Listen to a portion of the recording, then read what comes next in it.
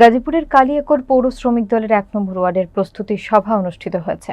কালিয়াকৈর মৎস্য আড়ত সংলগ্ন ট্রাক স্ট্যান্ডে আয়োজিত এই সভায় সভাপতিত্ব করেন ১ নম্বর ওয়ার্ড পৌর শ্রমিক দলের সভাপতি মোহাম্মদ রমজান আলী। বিস্তারিত দেখুন তুষার আহমেদের প্রতিবেদনে। সভায় প্রধান অতিথি হিসেবে উপস্থিত ছিলেন গাজীপুর জেলা শ্রমিক দলের যুগ্ম আহ্বায়ক মোহাম্মদ আলহাজ উদ্দিন যুবরাজ। পৌর ১ নম্বর ওয়ার্ড শ্রমিক দলের সাধারণ সম্পাদক মোহাম্মদ কবির হোসেনের সঞ্চালনায় আরও বক্তব্য রাখেন গাজীপুর জেলা শ্রমিক দলের আহ্বায়ক কমিটির সদস্য মোহাম্মদ শমসের তালুকদার, সোহেল রানা, পৌর ১ নম্বর ওয়ার্ড শ্রমিক দলের কার্যকরী সভাপতি মোহাম্মদ দুলাল উদ্দিন এবং ১ নম্বর ওয়ার্ড শ্রমিক দলের যুগ্ম সম্পাদক মোহাম্মদ ইউনুস আলী সহ আরও অনেকে।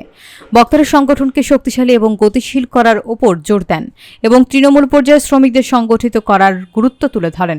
সভায় উপস্থিত নেতাকর্মী এবং সমর্থকদের স্বতঃস্ফূর্ত অংশগ্রহণে সভাটি সফলভাবে সম্পন্ন হয়। থেকে শুরু করে ৯টি ওয়ার্ড পর্যন্ত আমাদের একটা কর্মসূচি গ্রহণ করা হয়েছে। মূল যে আমাদের শ্রমিক দলের নেতৃবৃন্দ যারা বঞ্চিত, যারা বিগত দিনে ১৭ বছর মামলা মোকদ্দমা খেয়েছে, তাদেরকে দিয়েই আমরা আগামী দিনে কমিটি উপহার দিতে পারবো।